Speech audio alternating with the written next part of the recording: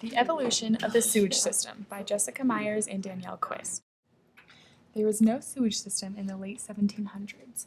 Instead of flushing the toilet, you would throw all your waste out the window into the street. People emptied chamber pots out the bedroom windows with the cry of Gardez-Lou, which is taken from French words to mean look out water. Hopefully you had a good rainstorm that day to wash the sewage into the lowest part of the town. In instances where they didn't get a lot of rain, they had street sweepers who would push the sewage down to the lowest part. And most of the time, the lowest part was a stream or river, the same river the people used to get their water from.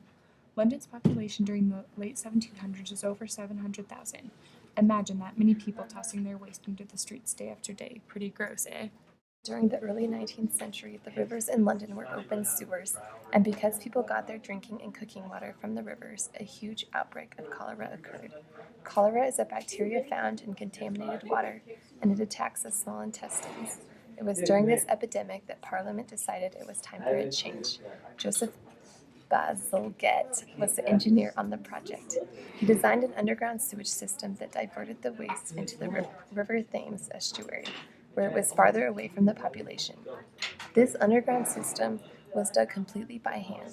The sewers running underneath London totaled 100 miles.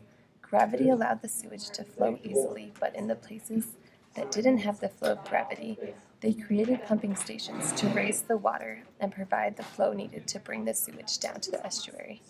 Construction lasted about 6 years and provided the city with 450 miles of main sewers. This opened up the framework for reformation of sewage systems everywhere and allowed us to expand this idea into what we have today.